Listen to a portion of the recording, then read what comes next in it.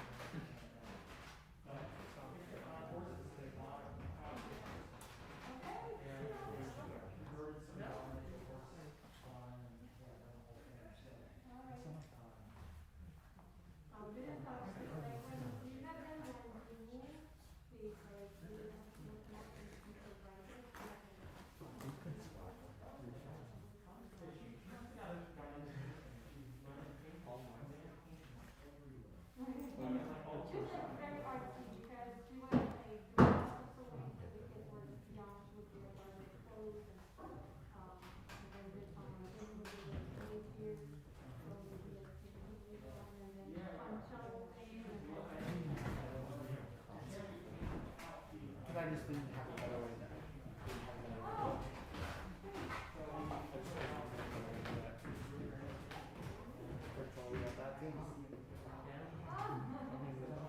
That's the only way.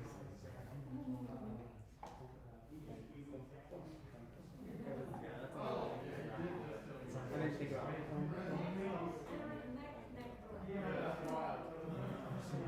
Please come.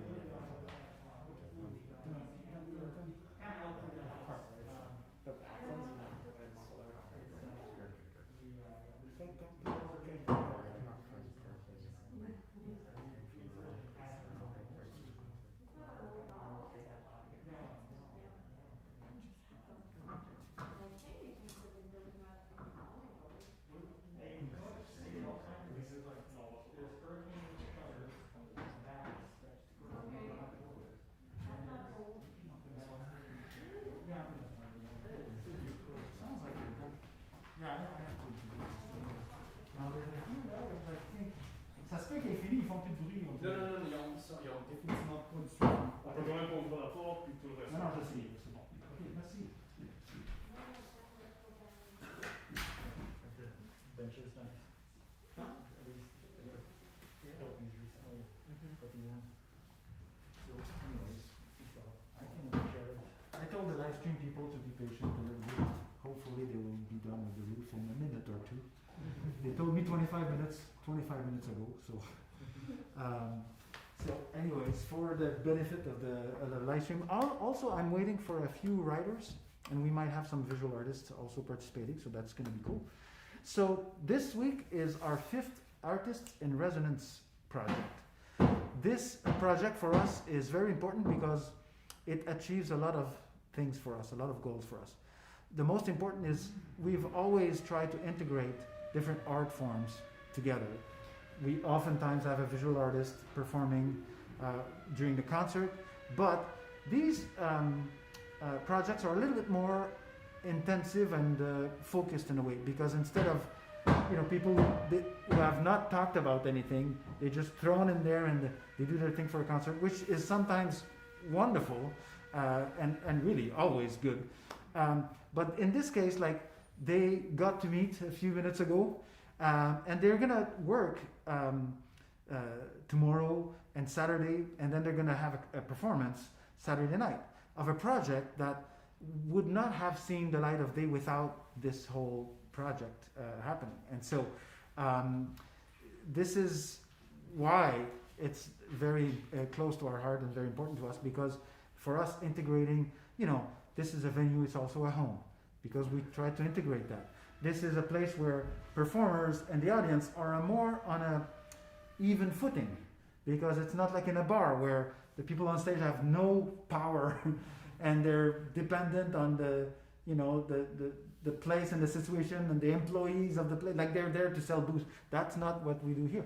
So, and at the other extreme, you have the concert hall where you're afraid to unwrap your lozenge because you're afraid to make noise, and so all the power is on stage. And this is more casual because of the environment and the size and the type of experience that we offer, or we try to, is a place where you come to listen and you feel part of it, because you are. Because every interaction, every breath you take almost, and every time you guys clap collectively, it makes a huge impact, and vice versa. Like, so the experience is much more interactive than in most other places. And so for that, and for the fact that we like having writers and or dancers and visual artists and musicians working together on the same project, the same as you would for a film or for an opera or for theater in some cases, and also the fact that it's not like a film, a 5-year long project, it's a short burst of energy that hopefully produces something interesting, and at the same time gives them work, and we started this during the pandemic, and we're going to keep doing it because it's always good to have work. And of course, there are several aspects to these Artists in Residence project. The first one we just did earlier, so it's I call it the process. So it's just like the beginning, like you can kind of see the birth of the project, what it's going to like, the interaction between the artists, and they get to know each other, and what makes you tick and all that stuff. And then, okay, what do we do? Oh, and then there's discussions like, oh, I have this and I have that, and I think of it, and then it starts to take shape. And then, of course, in the next 2 days, it does take shape, and hopefully you'll want to come back to see the result, which will be very nice, I'm sure. So, anyways, I'm talking now to try and kill some time, but I think it's starting to sound a little bit more quiet. But let me introduce our 3 artists for this week. We have right here Juaquina. She's a writer, a poet, and so you're going to hear her poetry, and I hope that you get to read her poetry and her work in general. She does more than poetry. And you live here in Orlando? Yes, I do. Yeah, and so you can have, you have access to an incredible poet. So if you're a musician, and you take this in and you say, oh, wow, that's giving me an idea, there's a person that you can contact. On vibraphone, we have the one and only Texas-born, Chicago-educated, and Florida adoptee at some point, Jalen Baker. This is your 4th appearance at Timucua, and different. So, yes. I think so. So he's come here with Ulysses, and then a couple times with your own group. Mm-hmm. You're going to come back with your own group. We have some plans. We're working on some plans for early next year, I think. Yeah. Yeah. So when we're back to full, it'll be better for the group, I think, and for you guys. It's a nice vibe when the place is full here. And then we have our artists for this month of March, for the whole month. And the 4 pieces that you see lit there are from Jaime. So Jaime Barba is from Colombia originally, and he now lives in the area here, in the south of Orlando, right? I live in downtown. You live downtown. Okay, so that's good. You're not far from here. And so hopefully you will follow Jaime because, first of all, he has a very interesting story and a very interesting path to where he is now. And also because hopefully you'll do some live sessions. So if you're interested in visual arts, you can see him work on different occasions online, live, so that he can maybe he can come back here over the month and just show up, and I'll just live stream it or something. Because it's always good to have more than just the person. Like if the person talks about their work and why they're doing that, and it's just an interesting thing. Something we don't get to. Sometimes you get to read what composers have in mind for a piece and all kinds of stuff. This is different, which is always enlightening and important. Now, this masterclass is I think we're gonna have a short performance, impromptu, completely unprepared, from the musicians or from the artists, and then we will ask you to participate. And here's where it's going to be an interesting and perhaps more rare occasion that you have as musicians, because I think all of you are musicians right now, is that you're going to play something, and then Jalen's going to say this and that, and Jalen's very versed in the same kind of thing that you are, and then you're going to have a writer and a visual artist talk to you also. So you're going to have feedback from experts in completely different fields, which means that they're not stuck in the minutiae of the technique and all the small little microscopic things. They're looking more at the macroscopic things, and sometimes you find out the very, very crucial and important things that you overlook on a day-to-day basis because you're so focused on your specialty. And so I hope that you learn a lot from it. I hope that the artists get a lot from it, and I know I will get a lot from it, because this is the 5th one, and I'm telling you, it's really cool. It's really cool. So far, it's been really, really, really interesting. 40 years of doing this, music and teaching and all that stuff, and I learned some things that I didn't think I was going to learn. I didn't think about it. And so I imagine that in your case, it's going to also happen. I hope so. So you guys are welcome to come and do something. Now, I don't know what Jaime can do in 5 minutes. But he can start something. You can start something. Yes. You're not going to finish something. So, It is Jalen dans 10 minutes. 10 minutes. You know what? They're going to be done in 10 minutes, we said. Because, it started raining, and so that's why we're rushing to finish. Question? You're not, that's fine. It's okay. That's all good. What do you do?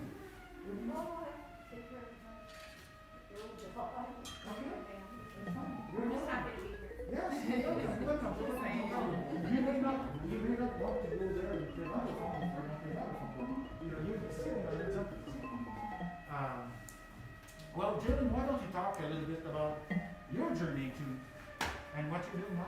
For sure. So I'm Jalen Baker. I play vibraphone, obviously. I actually went to Florida State, so I'm just up the freeway when I graduated, 2018, 2019. And I played jazz. That's like my primary thing. But for most of my grade school life, I did only classical music, at least as it pertains to keyboard instruments and more orchestral percussion. So that got really old to me. No offense to you guys, I love listening to it, but playing it was just not really. It didn't resonate with me quite as much as jazz did. So about halfway through my high school tenure, I decided to start playing jazz after I heard Stephon Harris and Warren Wolf, and these guys were playing this instrument in a way that I didn't really know was possible. It was so much soul was ingrained into what they were doing, and I thought it was really cool that they can play whatever they wanted at a given moment. I used to get in a ton of trouble in high school because I would change notes. We'd be playing duo Bach inventions, and I'd change notes, play grace notes, and the teacher would be like, "Man, can you just play what's there?" I'm like, "Man," it's but I'm hearing something else. Don't recompose Bach though. That's learned that very quickly as I kind of studied it more. So got to college. I did my undergrad in Chicago, 4 years, Columbia College, and that was really cool. The school I went to is very contemporary, so I can't even say there was a legit classical department on any instrument. It was all kind of centered around, pop music, and jazz in a way was the classical music at that school. So people will look at us like we're doing the most complex thing imaginable, and they're playing Shaka Khan, which is also dope. So I got a really cool experience there, and then I went to FSU, which is night and day from my undergrad experience, because that is a very traditional music school. I don't know how UCF is, but FSU they're still teaching part writing and theory classes, things that are, I'm not gonna say dated, but Gregorian chant is a little hard to relate to in 2021. And but that was good for me because it was even the jazz program was a lot more based in the tradition of that music. So my musical education was completed by going to FSU because I had to kind of rein myself back in and focus on, I guess, the lineage of the music that I try to play, which was a lot different from high school because we used to turn the lights off and play Jay Dilla like for an hour at a time. So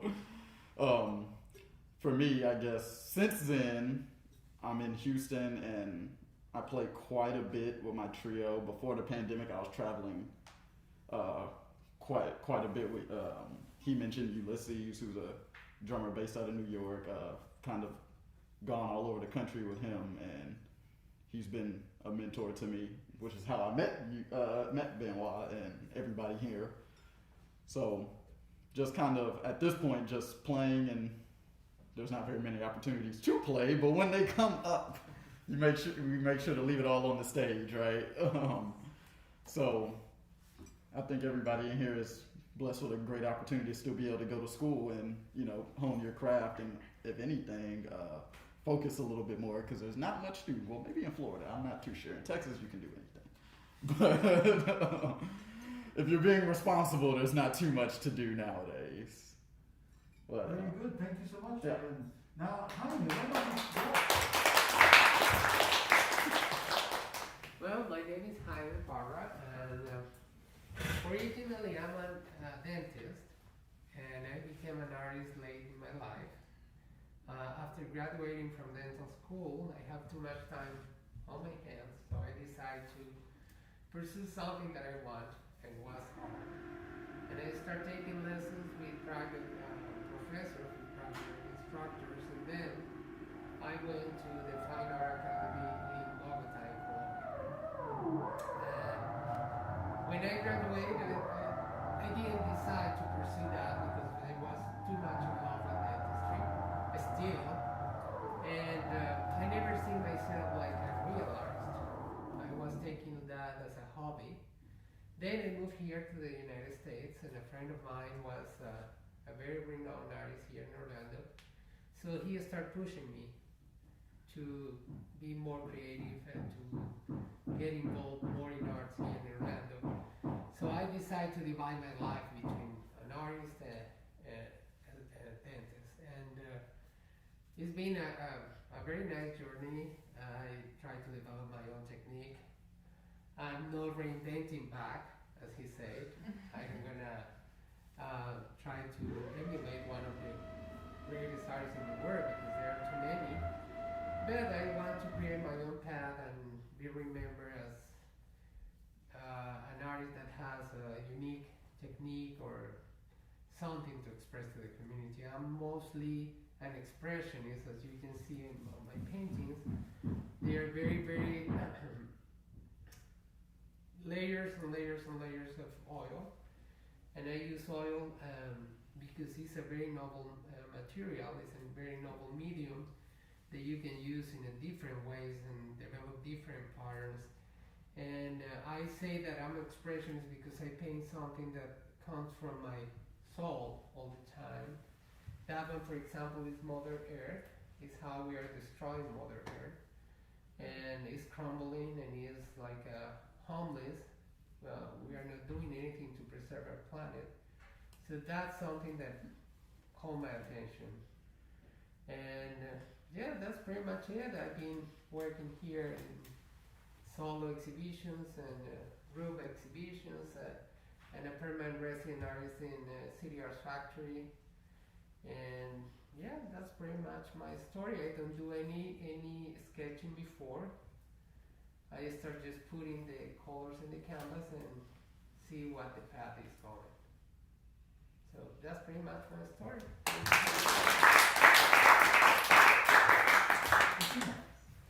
Hi everyone, how are you guys?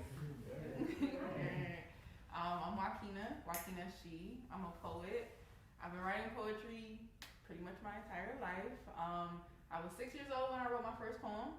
I actually remember the exact moment. I have it tattooed on my shoulder. I was standing in my parents' driveway. I saw clouds from a distance. thunder rolling in, and then the poem just came to me. What's that I hear? A thunderstorm near. Oh my dear. Like, you know what I'm saying? I was 6. It was deep. So I ran inside, wrote it down, and been writing poems ever since. I'm 28 now, so what's that, 22 years? And it was always just poetry and writing is just how I experience and interpret the world. So it's always been something that's just, I just flow. It's nothing that's planned. I don't have any formal education in it. It's just a feeling, and it's just something that I just go with. You know, you do something enough, you get good at it. So I have 2 published books. One is called She, a Poetic Memoir, and the other one is called Royalty, this right here. And they basically both go through my story. Royalty goes through the story of finding your identity and how important that is. And yeah, that's pretty much all about me.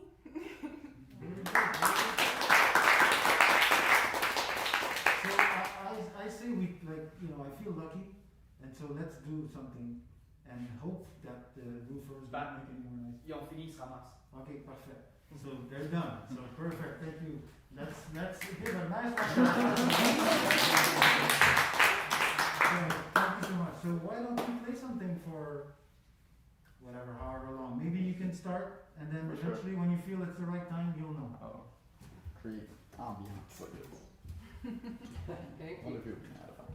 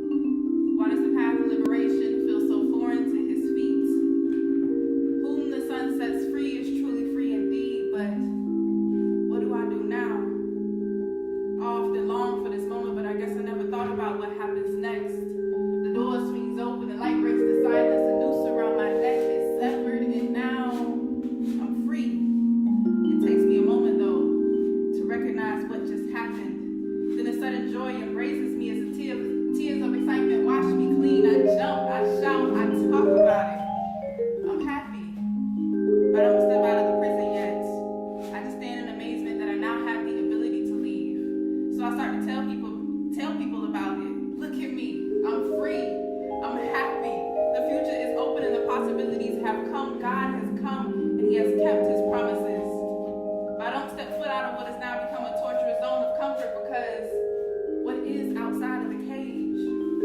I dreamed it would contain a world beyond anything I have ever seen, where I could hold my head high, where I could defeat the enemy's attacks, where the beam is alone would call me by name, where my light could shine, where I could be everything God said I was.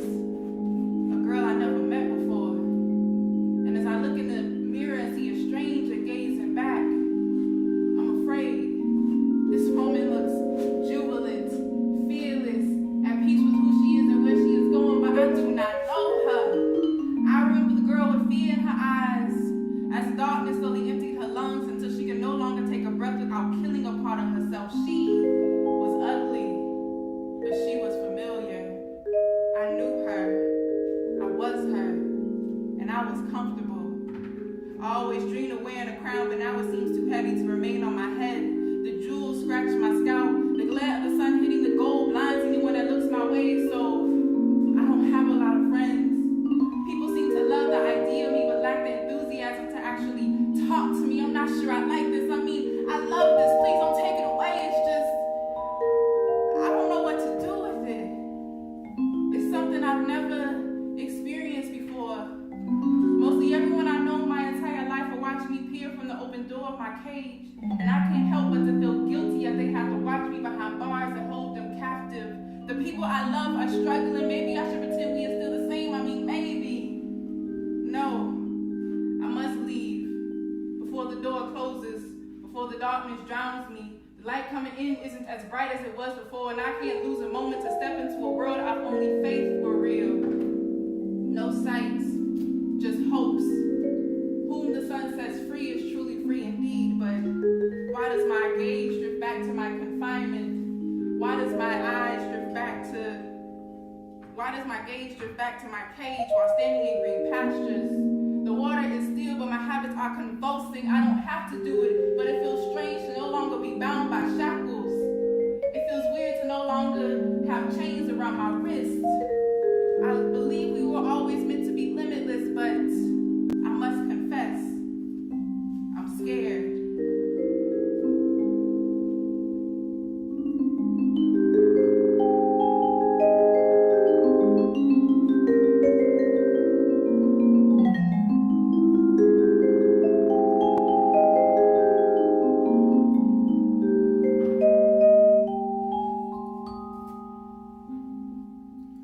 The journey to freedom is scary.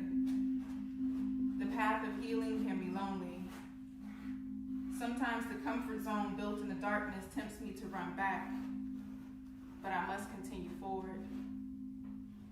In the beginning, there was chaos, and God's Spirit hovered over the chaos. In the beginning, there was chaos, a dark void of nothing, and God's Spirit hovered over the chaotic nothingness. In the beginning, there was God, there was chaos, and there was an opportunity for God to respond, and He did. In the beginning, there was God, there was a chaotic mass of nothing, and God's response was to create. Let there be light. So in the beginning of a new chapter in my life, when presented with nothing in chaos, I will create.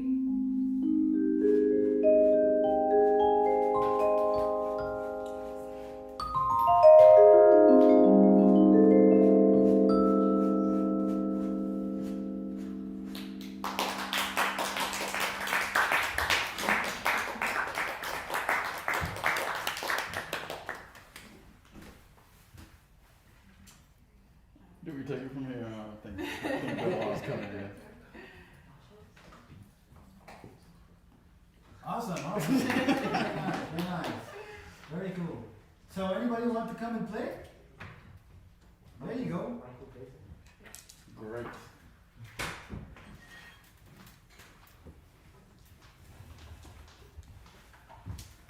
What's your name? Michael. Michael, Jalen. Nice to meet you. So, I guess, so this is productive. I I just met Juaquina today. I've never heard her. Well, I've heard some of her poetry. I've never heard that poem. Were those 2 poems? Were there 2? There were 3. 3. I haven't heard any of those. So I guess the thing that I tried to keep in mind, because to me, this what we just did kind of reminds me very much of church. I grew up in church, or went to, not necessarily grown up. I went to a lot of church in my life. Used to play drums in church, so to me, everything when I'm in this type of setting, everything is like the pastor and the organ player plays the right chord at the right time that gets somebody's grandmother out of their seat. You know what I mean? So this is a little bit more abstract because it's not. I didn't know the subject matter going into it, so I guess initially I was like, okay, I'm gonna fiddle around in a couple of keys, and then once I set up a vibe, pun intended, right? I was gonna make sure to listen really hard to the words that she was saying and respond accordingly with, I guess, different tonalities or intervals. So I guess there are moments like I was kind of in like this A flat color and I was playing this interval like, which I guess in my experience everything is very every note, interval, chord has an emotion behind it, has a meaning. That interval major 7 is like very questioning, right? Mainly because I didn't know what was about to happen. So I was like, okay, let's start that vibe. And then as things kind of, some of the subject matter was a little bit talking about pain, I kind of ventured into like this diminished color, which is also, I would describe it as questioning, but it's also a little bit darker of a tonality, right? So, I mean, that's just wanted to explain kind of what I was thinking about, and to get you guys to improvise, I think it would be cool if we collectively make people very uncomfortable, and we give them something to work with. Like, for instance, if I was to tell Michael, right? Yeah. Great with names. Like, to play me sad, what would that sound like to you?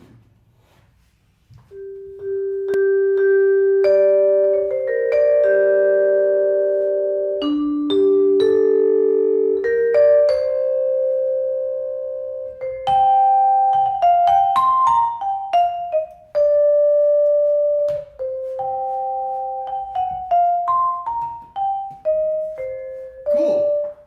Was that sad, Juaquina? Do you think? There's no right answers.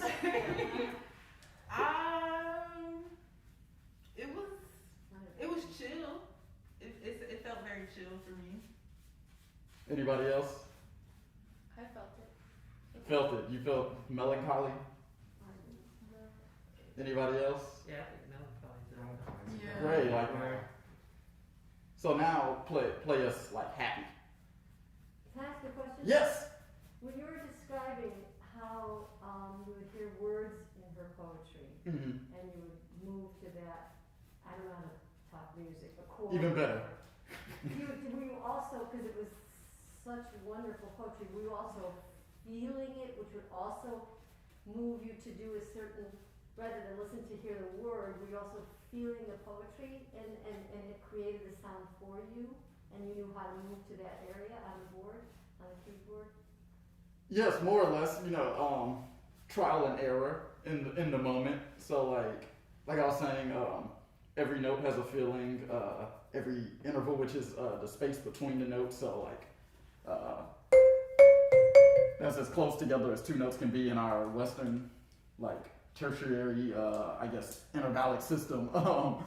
Is a half step. So, you know, not the prettiest of sounds, but if you space it out, like I was saying, a major 7, that's completely different, right? So you don't, we don't have to be musicians to be able to express ourselves musically, at least in my opinion. I think everything is just sound, and sound is like is not deep, to me at least. that means we gotta get you up here to play soon. But depending on what's going on in the room, like I think everybody, you could feel the words, and I think that kind of beckons a physical change to everybody too. So if she's talking about, I forgot what I heard that made me do something, but I guess being trapped, that I think just hearing those words and the passion behind the words makes everyone kind of curl up a little bit, even if it's not, you know, a super intense movement. But my job, or at least I like to try to reinforce that with a sound that I think would best accompany that. Does that make sense? Yeah. So with Michael, when he played his, it seemed like, does his volume play a role? Yes. If it's loud, it sounds less sad. Yeah. Exactly. Yeah. So like, that's why I was saying, you know, music, anybody can do it. So we're gonna try it again. Somebody give Michael another emotion, and you know, we have to take into account, like she was saying, volume, where you're playing on the instrument. Typically, the lower range of really any instrument, but specifically vibes and marimba and whatnot is a lot warmer. This is a lot more abrasive. So somebody throw something at them, anybody. I have an idea. Yes. It's not one emotion, but like anxiety before a first date. There you go, that's very specific.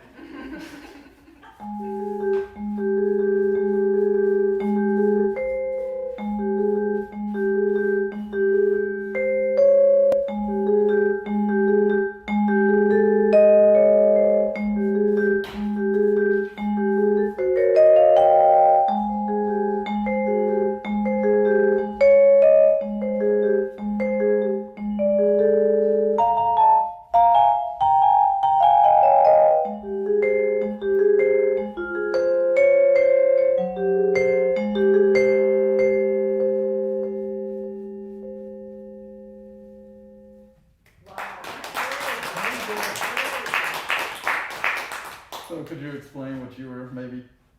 Yeah, Your well, it's approach. like, I don't know, when I think about that emotion specifically, it's like the idea of like you're nervous, but it's like almost like an excited nervous. So I don't want to think of anything too tense, more space, more open, because if you close down intervals or you close down space, then it can like lead to a lot of anxiety, but in the anxiety of this instead of this. And it's also, like you said, questioning, like you don't know what's going to happen on a first date, so you know, you're hopeful, but at the same time, you're not sure. Mm-hmm. Great. So, would you say the date went well? I'll say well. Cool. So, do you, anything? I saw it in my head. I saw someone like pacing back and forth, picking out their outfit. Like that was really good. Nice job, Michael. Yeah, great. So we're gonna try and get as many people up here as possible. Volunteers, you don't have to play this instrument. Why not? You can pay, so you can come and help me out. Yeah. Right.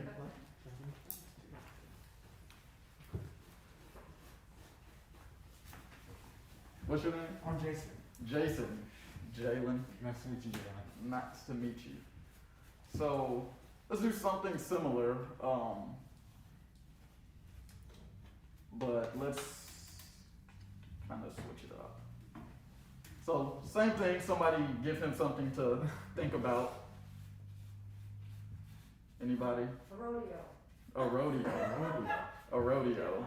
Cool. So horses, animals held in captivity.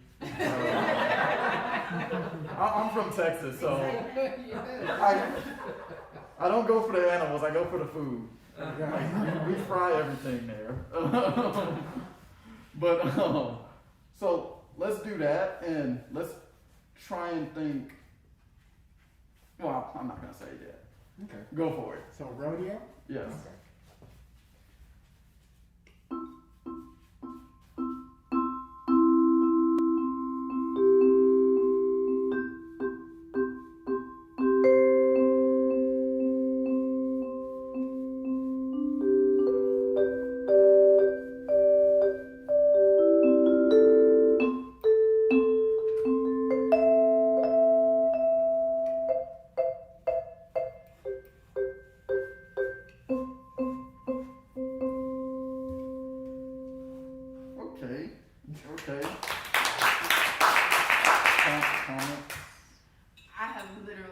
been to a rodeo. Have you been to a rodeo? I have not. Okay, that's a tough one. Even better, because that, like, I was like, I don't know if that's rodeo, but that might just be You're me. skipping together with the family on the way. Yeah. Yeah. I was thinking more like offbeats, like more southern. Yeah, no, I get it. I heard that. I think for me, the thing that I immediately thought towards for some reason was like babies. And then for some reason, like just from what you were playing. No, yeah. So like, So how could you create like a moving horses and bucking and all, I mean, how would you create that? that's a question for you. Maybe some more gallop-esque rhythms. So Exactly. I was gonna say, Yeah. you started off with rhythms, but you know, we're in a small, well, not a small space, but we're in a space where this instrument could be loud, but you can still hit it. You know. I don't know. You know, that just immediately kind of, at least rodeo horses, maybe makes you think of a cowboy if you've never been before. You know. yeah. So let's try it again, and see if you can channel some like fried Twinkies and.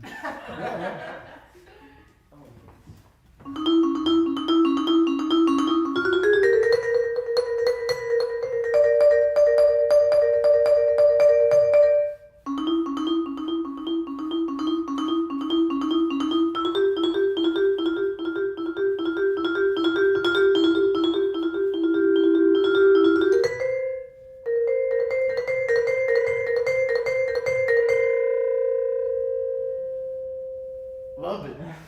Loved it.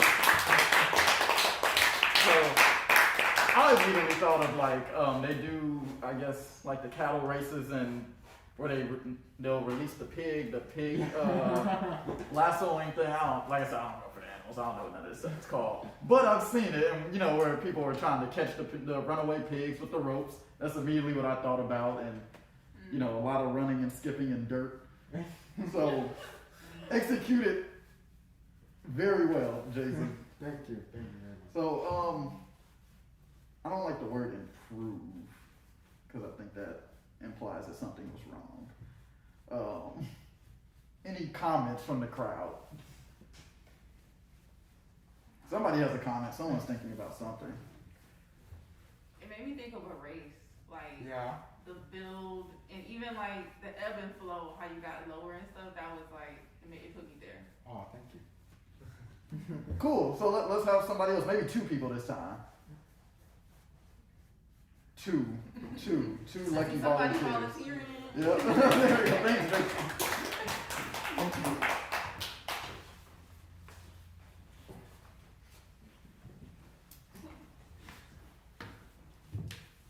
So when I was at FSU, I taught an improvisation class for non-majors. What are you guys' names? Levi? Levi and Jess. I taught an improvisation for non-majors class when I was getting my graduate degree, and it was really funny because there was like nothing but string players in it, and it was supposed to be jazz. So I had like a harp player one year, and I was like, I have no idea how your instrument works, but we're gonna get through it. So I would have students come and play vibes all the time because it would make them kind of throw all of their musical knowledge out the window, which I think is good for people like some of us who have gone through just years and years of music school and in academia. So like we kind of gravitate towards things that we're taught. But when you throw a curveball and make people not be able to like lean on that, I think that's kind of like what music actually is, you know. Before like our Western whatever taints our ears, you know, like if you could put yourself in the mindset of a child. So kind of what I would like you guys to do, and feel free to interject, guys, is have somewhat of a conversation together. You both are gonna play at the same time. I will help. And I'm not gonna give any guidance because this is what makes it fun. I don't tell you what to do, and then we'll figure it out. Just start playing. It should be a conversation, and ideally, we all should be thinking the same. We should think the conversation is the same thing. Ideally, no pedal, no pedal. That would just make it a lot easier for everyone involved.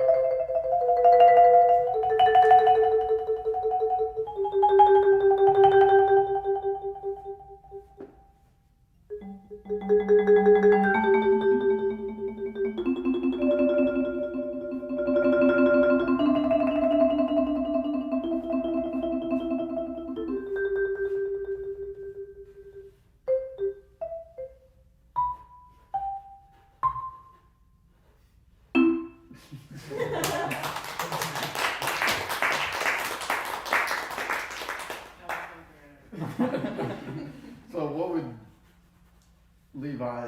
You tell me what you thought that was. You guys were conversing about, and then we'll see if just have the same answer. And then I'll tell you what I think, and then we'll all say what we thought. We're at the grocery store and trying to figure out what we want for dinner. We're not on the same page. I got that. I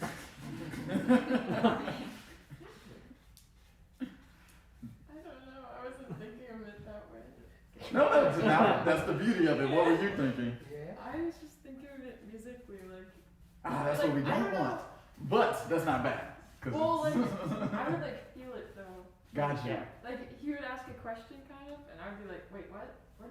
And I would ask a question back kind of, and I felt like we were like asking each other like, I don't know. I can see the grocery. Yeah, I'm not gonna lie. I was thinking the same thing. I didn't think of like a specific conversation. I came up with it afterwards, just like to think of an example. But that's the emotion, I guess, is really. I think she was feeling as well. We were just feeling like the emotions of the different sounds. For sure. And I think, what do you? Oh, I had it all in my mind. Oh, please share. Please share. So like Levi's sounds, it sounded like it began like somebody who's like passively aggressively bringing up a topic, and then Jess was responding, and then Jess sounds kind of put some bass in, like, and then Levi's sound kind of like Died. yeah. And then they kind of like they got on the same, and then when you guys were playing at the same time, it's just like two people just trying to show their ideas. It was like, okay, but we're just gonna decide something, and then Jess got the last word. Anybody? You guys in the back? Anything?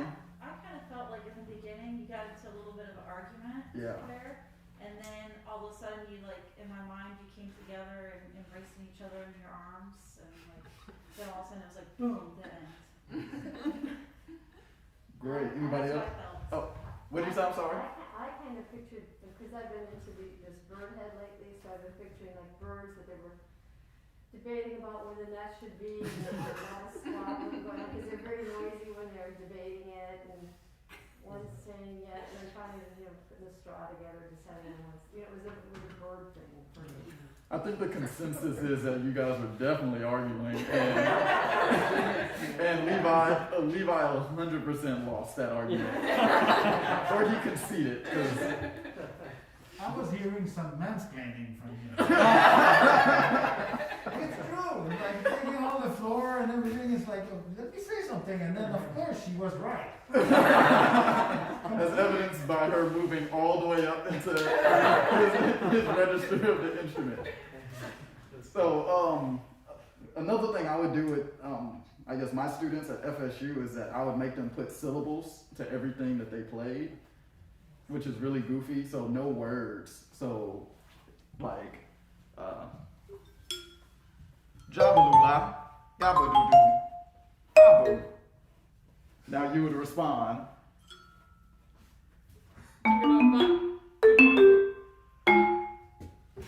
Pretty good. So, like, the idea is, like, if I'm talking about, if I say my dog died, no one should say, man, it's real sunny outside. You know, so that's what we're gonna try to avoid. So you guys give that a go. So no words, try not to think musically. You're just having a conversation because we don't think about music when I'm talking to Juaquina and I ask, how was your day? Right, how was your day? It was alright. Exactly. So like that has nothing to do with intervals, harmony, or percussion. So go for it. Yeah, syllables, right? Yes, just syllables. Oh, no, whatever. It doesn't have to be, it could be anything. Okay. Yeah. The biggest thing is that you guys are communicating. There's no premeditated topic. Somebody is starting the topic and you're contributing to the conversation. Okay.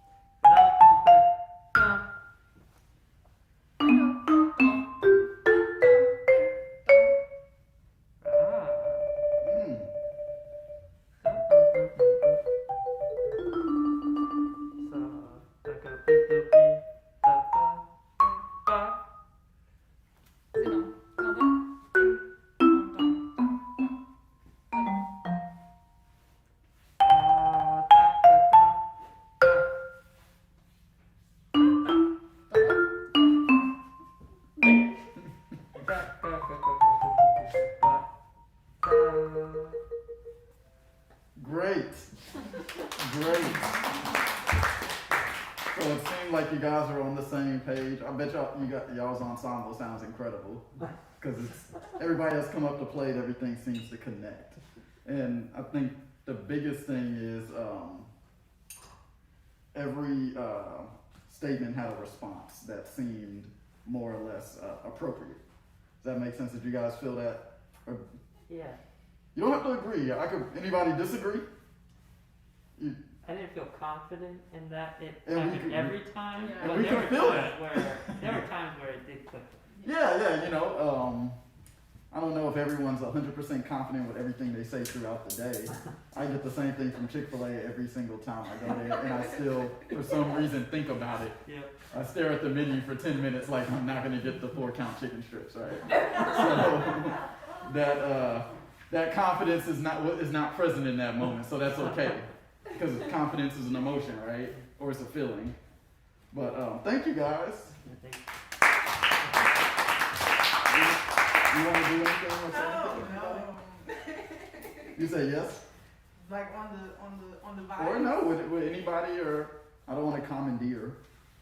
Oh, I mean, yeah. So I know you guys are all musicians. Does anybody write in their spare time? Yay! Jess and Jalen and Mike. I'm only good with names because you said you were. Okay, so well, let me stand up.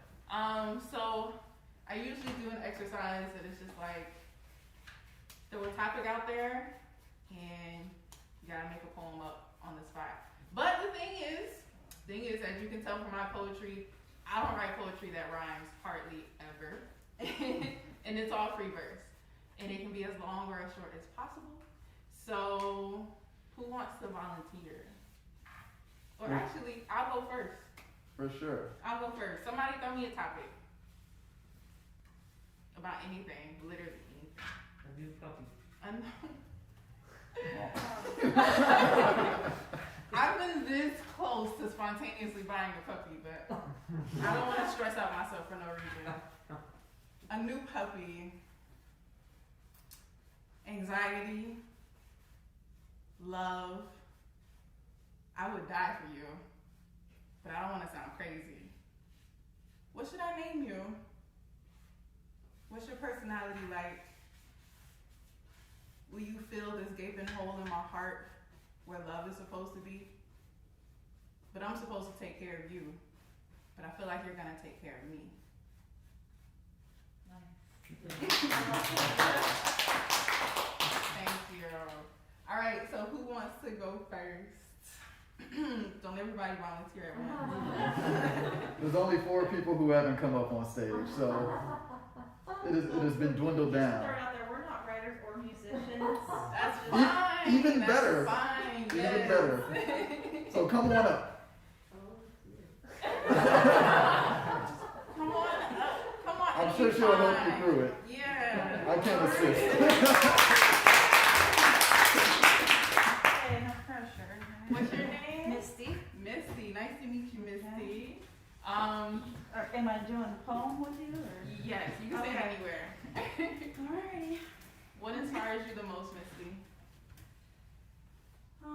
Feeling when everybody around me is happy. I would say family, the ones that I love. You know.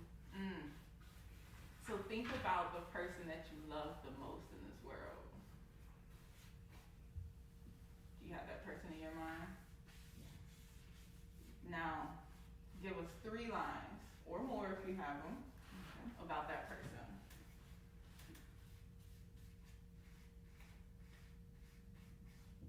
Feelings about them, or Yeah, whatever comes. loving, strong, safety in his arms,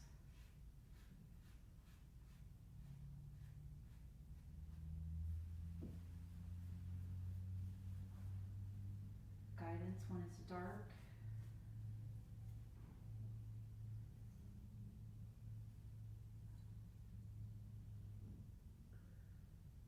vulnerability when we're alone, kindness,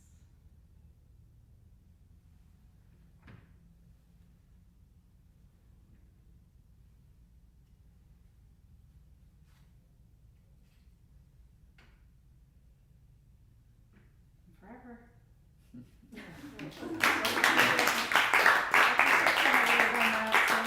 That is beautiful. Thank you, Misty. Thank you. All right, who wants to go next? So we'll add music to it too this time. So we're combining everything. Yeah. There you go. I have no idea what I'll say. And So- you know, just before you start, one of the things that was really effective about what Misty did was the amount of space in between Yeah. everything. It was almost it made everybody feel something, especially in this room because it gets like really quiet.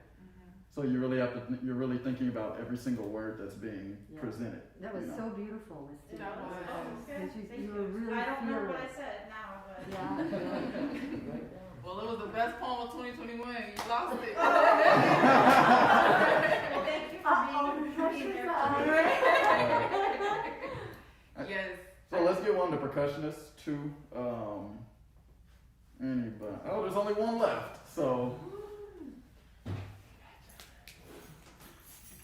Yeah, I definitely agree with Jalen though. Of just in poetry, it's okay to embrace the gaps in between. And like as somebody who has performed a lot, I still feel a lot of like initial pressure to just rush right through. Yeah. And I had to think to myself like, okay, no, there should be a pause right here. Yeah. An uncomfortable pause Yeah. for everybody involved. It's uncomfortable, but it, like he said, it makes you feel it more, and it also makes the audience lean in more. Like, what she's gonna say next.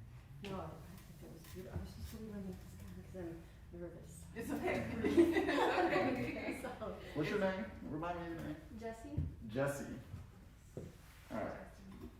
So All right. So Can somebody throw a topic? Give us a silly topic. Something silly. Squirrels? They are indeed silly.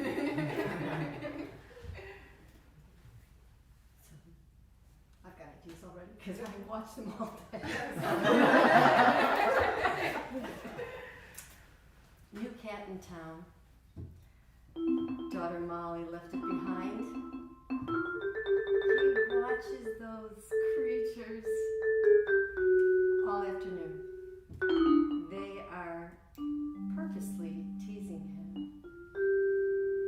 They act like they're going for the nuts from the oak trees.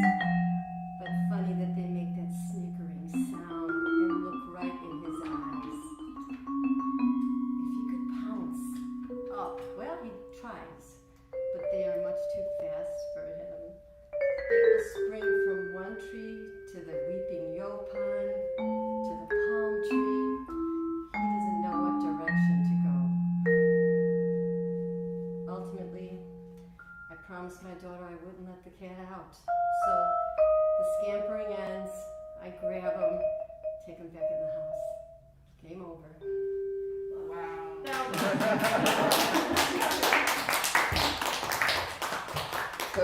Stay, actually. Could both of you guys say? Great, I love what you were doing. I could see the squirrels running back and forth. You're like running up and down the instrument. Anything just perspective-wise, anything that you're trying to convey other than what I just said? Well, yeah, I started with like chattering, like a squirrel sound, I guess, Mm-hmm.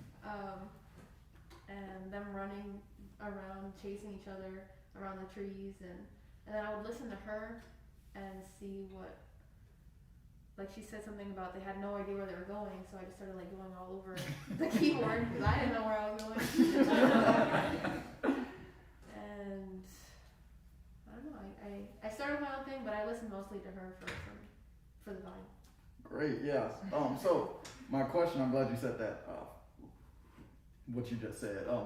Were you listening to Jess at all? I would hear it, and it was really well accompanying what I was saying. Mhm. I really liked it. So, other than I know you're like having to come up with words on the spot, is there anything that you were doing to maybe interact with her more, or was it more of a? It could have been that she was actually moving me in a direction Mhm. and allowing me to think more creatively. Cool. So I think that's just important, just like big picture wise, regardless of what you're doing, musically, writing, painting, because everything needs to have forward momentum in some way, right? It doesn't necessarily mean that things are getting more intense, but art in general should always be moving forward. It shouldn't be going backwards. It shouldn't, unless that's the legitimate intent, right? So Jess was pushing her through her story, and she was pushing Jess through her personal story on the instrument. And when you guys are doing your ensemble work, or even, in the orchestra, or even your solo stuff, it's really important that you're thinking about the overall arc of something, right? So one good thing that Levi and okay, see, I didn't think it was two Jesses, but it was in my head. So Jesse and Jess. Man. It's okay. And it's like 30 of y'all, right? Like in the percussion studio. So like one thing that you guys did was like there was a very definitive beginning and end to you guys' conversation, right? Like I know in jazz we get kind of caught up in we'll get to the end of a song.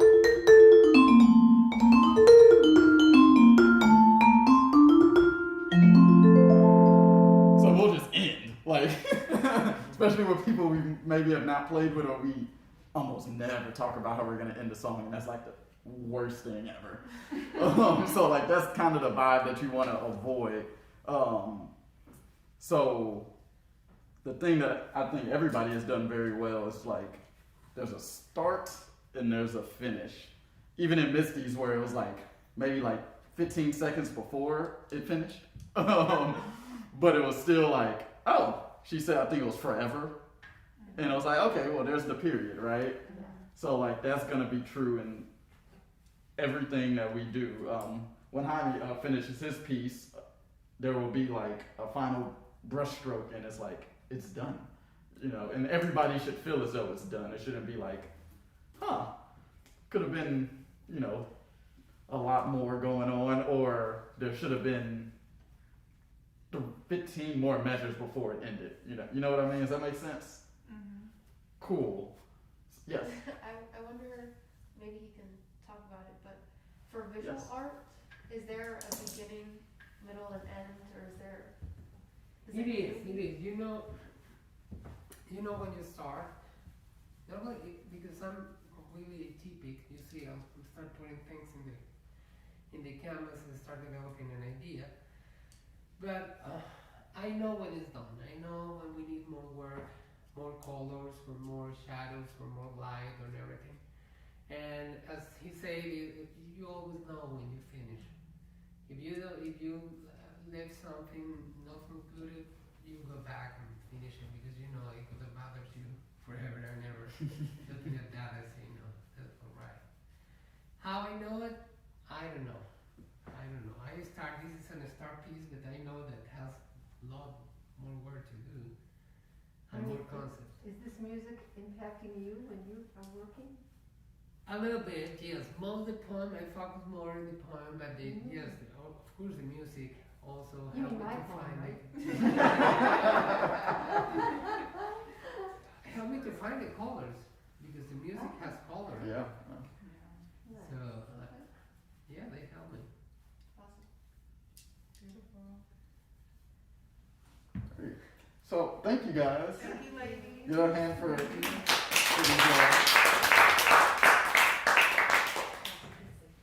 So I guess I probably don't have to do too much more, but I always like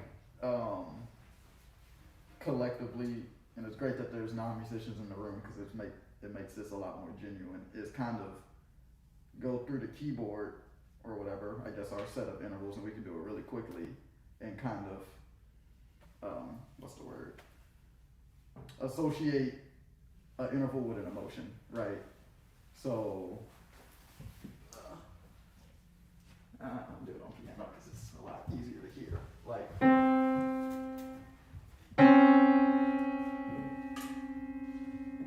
Misty, what is that to you? Oops. Oops is good. Is there anybody disagree? We can have differing opinions. I agree with oops. Oops. So that's I a agree with oops too. not to throw a ton of musical terms out there because I actually try not to do that as much as possible. But minor second. Oops. Major second. Michael. Disagreement. I saw Jess kind of going, I could maybe. And you got anything different? Desperation. Desperation. For sure. Yeah, I can hear that. So now we're getting into some of the wider ones. So this is minor third. And I have I kind of nerd out about this type of stuff. Like I have a whole notebook with what I kind of associate with different intervals, chords. That's a great one. That's like what's going on. But that's just kind of what I do, and it helps me when I'm writing a lot. I don't know. Does anybody compose? Great. Yeah. So like that kind of thing really helps when you're getting to a specific moments, and you're like, it needs to sound questioning, or it needs to sound embracing, and so if you know what this chord feels like to you, or this set of intervals feels like to you, it makes it a little bit easier to get from point A to point B, right? But we're still moving on through the intervals. This is minor third.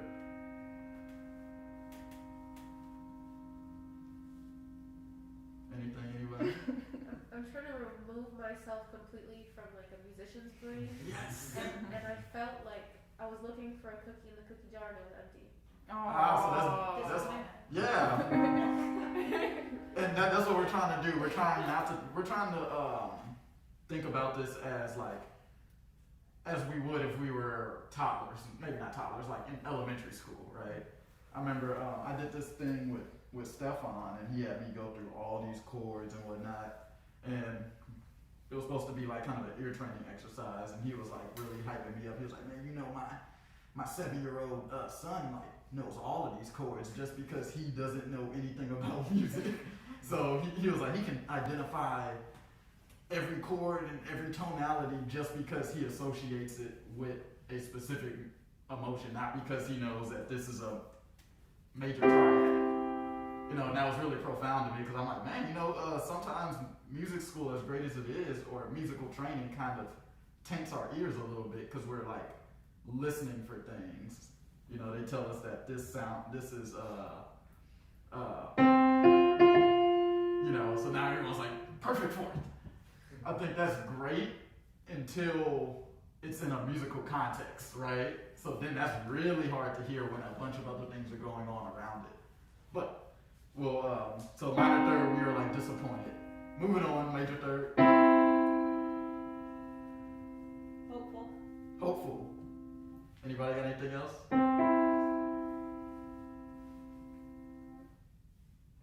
Cool, hopeful. Moving on, perfect for it. This is a fun one. Excited?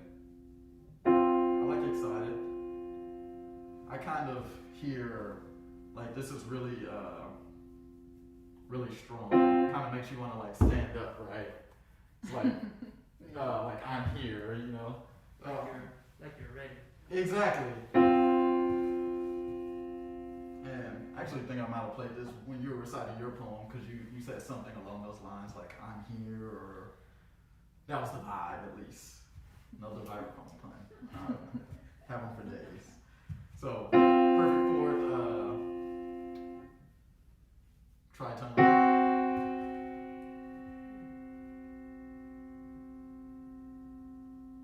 Jason, you moved a little. I love that. People Yeah. hear things and then they shift. That means you have something. I feel angst, like if you know someone really set me off and I wanted to get back at.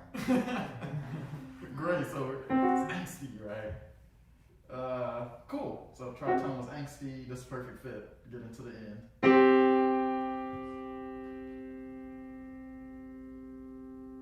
Accomplished.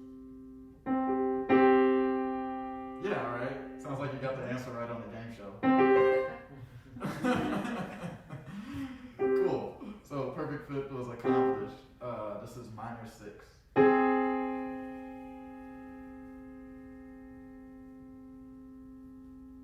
Juaquina, anything?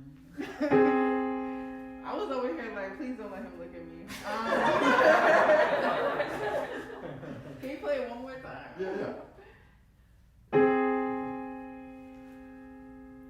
I don't know, but it sounds more like a I don't want to say dark emotion, but it sounds more like a little bit of fears in that. Yeah, you know, that's one of my favorite intervals. It's crazy. It's a major, well, it's a minor interval, but it's like a pretty consonant sound. If you go the other direction, it's a major. But like, if I were just to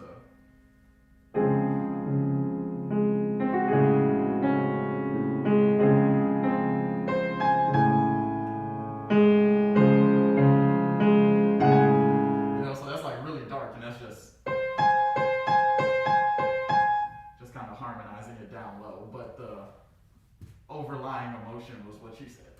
You know, that was what came to my mind too. Next, major 6.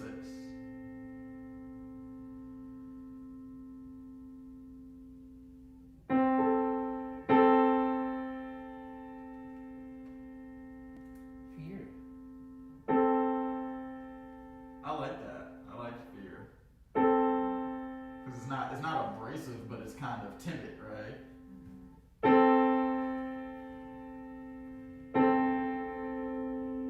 Cool. So moving on, getting a little bit closer.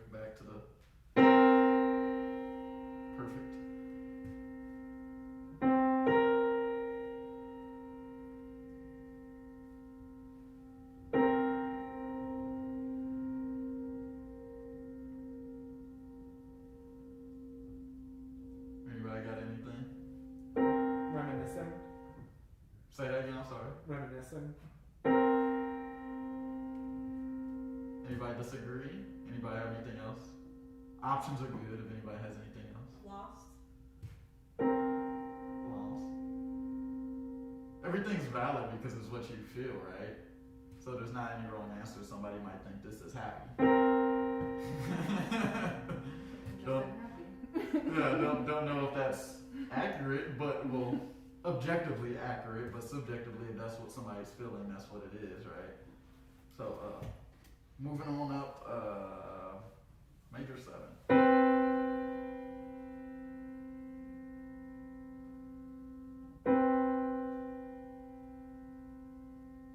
Disappointment?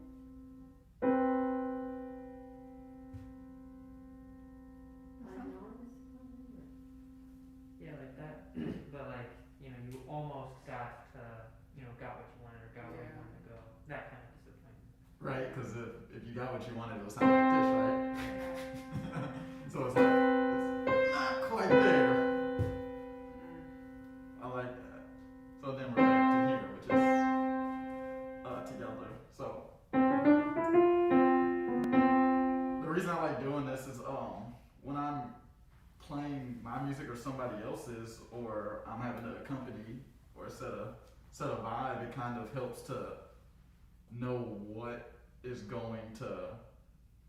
sound is going to make the most impact and what sound is the most reflective of what's going on around you.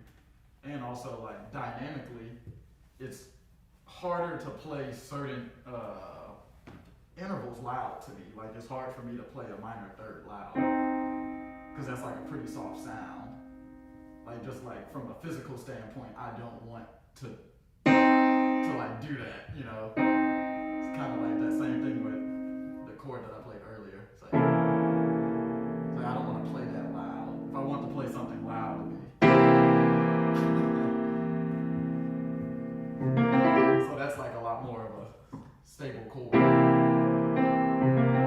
But you know, it kind of for me is I've always admired organ players in church, like I was saying earlier, because they always seem to know the exact thing to play at the very exact moment, and it gets a reaction out of people, and that's like our job as artists is to move those around. Well, first move ourselves, you know, be honest and genuine, and then also like put forth something that's gonna resonate with the crowd, right?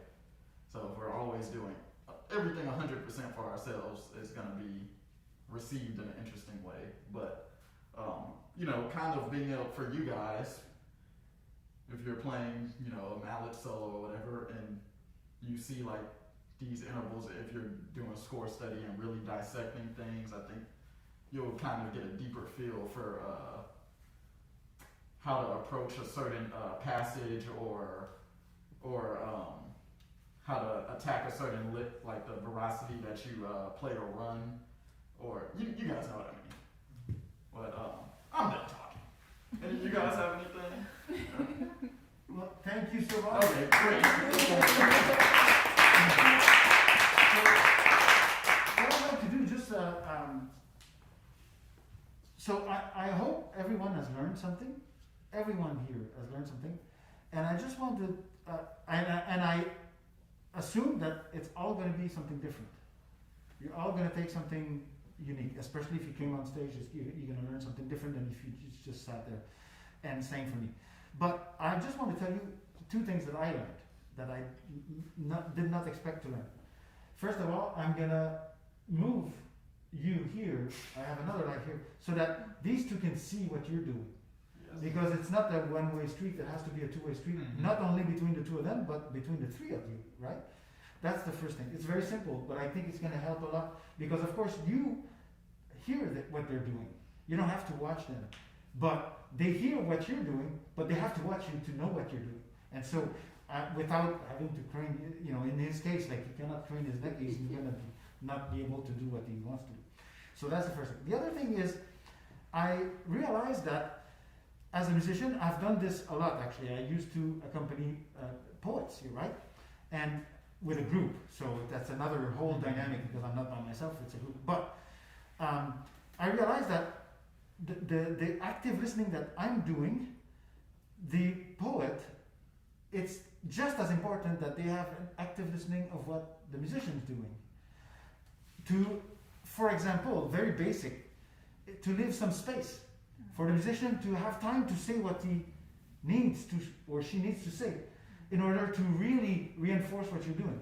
So not only is use of space important in music, silence is good in music, it's also, as you said before, it's very important in poetry.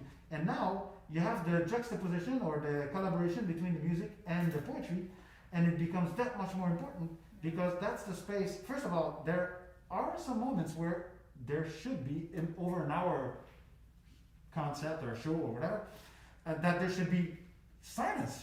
Everybody, no music, no poetry. That's going to be really uncomfortable.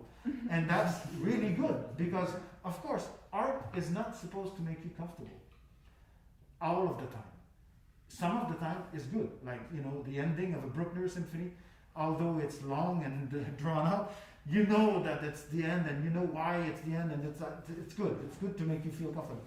It's also, music is especially like smells, you know, it's a memory thing. So people like the stuff that they listened to while they were teenager. You know, like there's a psychological, important psychological mnemonic effect with music that comes up, and with smells that's very important. I'm not sure, I don't know about the rest of it. But anyway, so, but all of a sudden, it becomes important that, you know, sometimes he's going to stop because what you're doing is so powerful, it needs to be, you know, like, you know, brought up by itself. And sometimes you're going to, even maybe you're in the middle of your poem and you're saying, you know what, this is cool what he's doing. I'm going to let him finish that because it's so powerful, it needs to come through. So all of a sudden, you have this this thing. So hopefully, you know, this project is going to take shape. And now, like, I feel like I've grown as a person because I learned this. This is what is so beautiful with these events, you know. And even though, and I told you that because maybe you did not think about that. This is why I said it. But I know that each of you could stand up and say, yeah, but the really important thing tonight was, and it's going to be something completely different, you know. And that's beautiful. That's it. That's diversity in action right there. Like, we all are our own person, and we experience each event in our own personal way. So that's what art is all about. Thank you. So I hope you come back on Saturday at 7 o'clock to witness the show that they're going to put on. So, and tell your friends, you know. Right now, there is a possibility of a second show at 8:30. Nobody reserved seats. So if it's packed the first show, maybe we have a second show. You know, I would like that. We have a student recital on campus in the percussion studio Saturday at 7. Okay, so maybe come to that after if you have time. Like you might be able, because the second show would be at 8:30. So if you tell your friends, come see that after, then we have a second show. It's worth it. So, cool. Great. Thank you.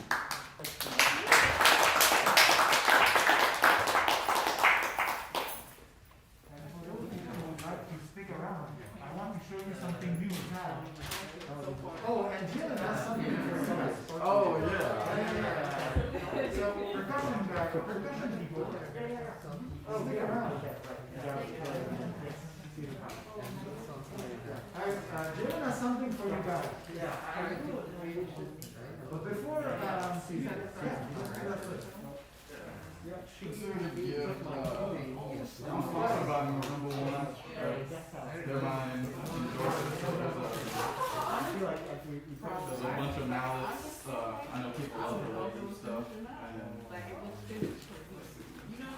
a bunch of mallets, lanyards, stickers. Are you guys in Yamaha schools? No. We don't have to tell anybody. Exactly. So, it's a cool banner. People like the banner. I don't know if that's really worth hanging up, but this is a gift. I don't know how y'all want to divvy it up or whatever. It could just be the schools.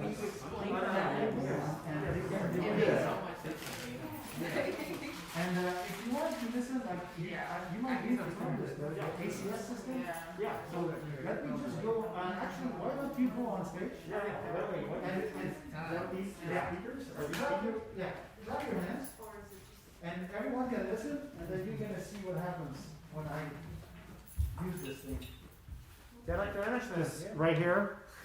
Yeah, just a second, I don't know if it's really good. Okay, good. Okay. You're good? Yeah. Just clap your hand once. This is the room as it is. Now, again. Again.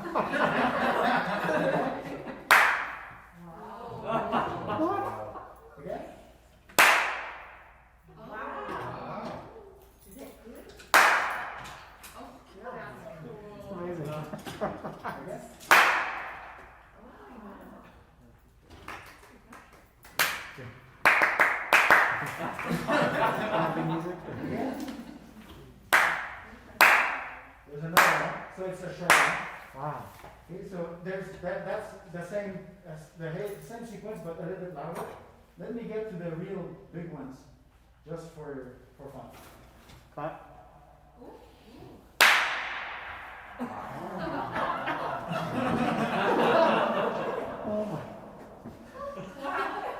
So is it microphones picking up? Yeah, there's 12 microphones. Let me just put it on standby. So there's 12 microphones. I'm gonna have this in my office. They're still fine tuning it. The people who were here earlier, right before.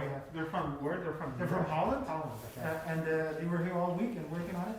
Wow. But they still asked a whole set of presets to make tomorrow morning. And then I have sessions and stuff. We're gonna do demonstrations with the string quartet and everything tomorrow afternoon.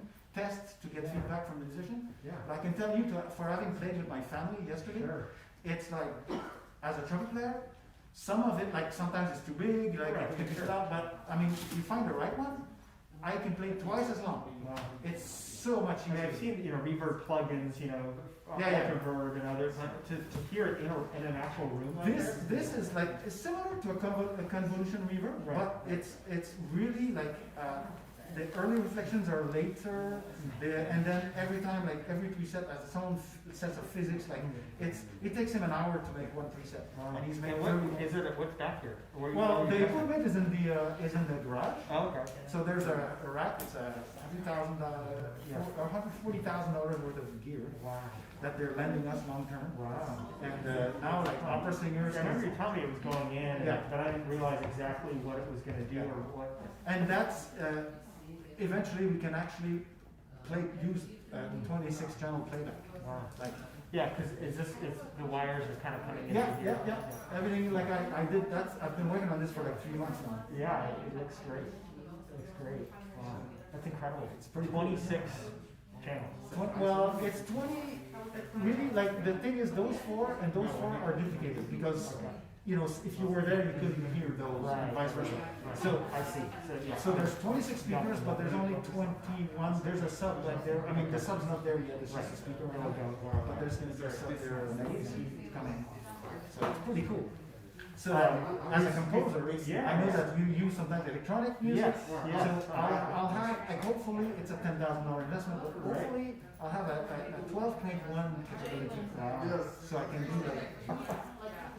Way past surround. Yeah, I just got a Sonos Dolby Atmos soundbar. Yeah. Single speaker with the TV. There's a sub that goes with it too that I got.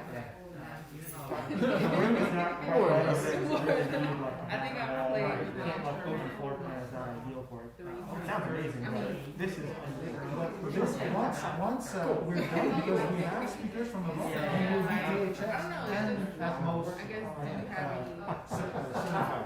So that's pretty cool. That's amazing. So who's coming? Eye contact is great.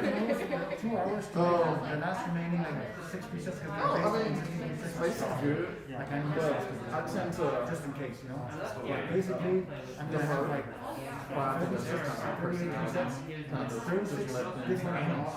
And one of them is well, he had a 3D model of this room, and then what he does is want just me to moves play the more, boards. you can just stop talking and look at me and I will do something something. But So and this is some Ready. kind of partnership of some I kind. come back in. But basically, But I love, we're letting them bring their clients here because we're the the only phones that you're gonna venue in recite, the I'd South, love right, to with their- see or Right, hear. okay, that makes sense. Like Maybe the have- closest one is in Like a Atlanta. showroom of I'll your have you a your book. stuff. I have one in Harvard, Trying to support and you. they have some out west. But I would love to One read in them to Atlanta if I for could. private say, I can venue, give you this but this is For for sure. them, like it's Okay. gold because Yeah. it's the quietest, except for Harvard. Harvard is says it's the quietest venue he's ever played anywhere in the world.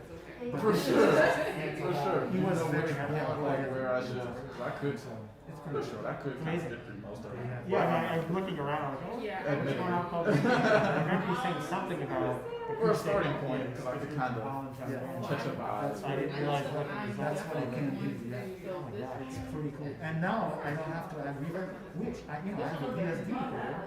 Okay. But because I can't edit For sure. VSD and we need like $50,000 minimum hardware to be able to edit it. Sure. Well, now for classical stuff, I don't have to edit it. Yeah, The reverb's in the loop. It's there. So I don't have to add reverb to it. And so with it. And so I'm gonna be able to do like 5.6 megahertz one-hit recordings unparalleled It was a good experience. sound It was a quality new experience. I and told him, like, I flavor, have like the to sound have flavor is somebody just amazing. playing. Yeah. And Wow, so what an addition to the state. That's amazing. And just the Really good. technology of Especially, it it's is pretty cool. super hip. Yeah, and So what were you adjusting over here? well, it's the controller. And that, I'm gonna get my office. I feel like that's when I got my footing. So I'm like, okay.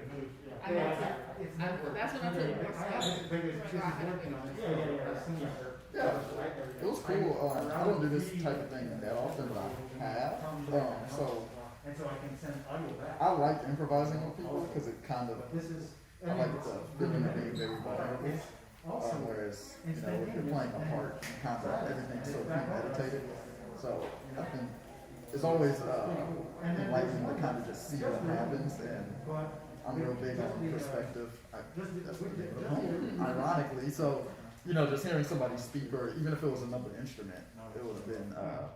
You hear things and you learn things and you kind of get a good feel for who someone is. We just met today, and I feel like I know you a little bit better now because of what we just did. So I hope that answered your question a little bit. So, one thing to take away from your stuff is that I step back from Yeah. because those are remote tours Right, yeah. so rude. They will come here to record. That's why I was hesitant to just get up in the first place. Because I never was prepared, but it was a good reminder that I want to go back to the basics of And I'm music gonna like, and wait hear a few weeks and I'm gonna know exactly which you said. like a toddler. Yeah. And same thing with me, like somebody working with me with this type of thing. I was wondering exactly where you were. You're a senior? Yeah, so I was a senior in undergrad, so I guess 4 years ago. And it was the same thing for me. I was like, oh man, like I'm thinking like really hard about everything that I'm doing, when in actuality it's like we're born with ears, right? We're blessed to have ears, I should say. And everything is so organic and natural that we shouldn't be forcing our kind of like preconceived notions on the music or the sound. That's what it is. It's just it's like there's wrong and right notes, I guess. You're supposed to be playing specific notes, but at the end of the day, it's like most of the time if you mess up, nobody will even be able to tell anyway. So. So, my thing is like, you asked me, how much, if you had asked me to play something sad, Music on it, sure. I'm thinking, okay, what scale am I going to play? Ah, yeah. And then I wouldn't really know how to get past that. So I don't know how to get past that. You know, there's nothing wrong with like kind of associating a scale with a feeling if that's the sound that you truly believe is sad, right? Like, I guess we're taught that major happy sound is sad, but I know for a fact that I can make a minor chord sound very happy. if I like, depending on in context, maybe not out of context, because out of context things are how they are. But when things are like, let's say a chord comes before it, like a 5-1, that might not sound happy or sad depending on what comes after. You know, so you just gotta kind of like sit at a piano because you pull the pedal down. Or even vibes tough because it's overtones ring out. But I'd say, you know, sit down at the piano and just It's kind of nice that you play, see be real nerdy about it, play a note, kind of just let it sit there, and, you know, be honest with yourself, like, what does this feel like? Or, you know, use a drone. Use a vibe, yeah, like a tuner will just read out an F. And then, like, kind of hear how each note rubs up against that specific note. Now, kind of answer a lot of your questions, because I've discovered a lot just from playing one or two notes together. And it's like, oh man, I never would have thought this if I took all of my emotional knowledge from my music. But like I said, there's nothing wrong. Like if you believe like a minor scale is sad, that's true. It's not so much that Some of those links up there. what I Yeah, think because you the said most it's sad fun. sound to me. That's what I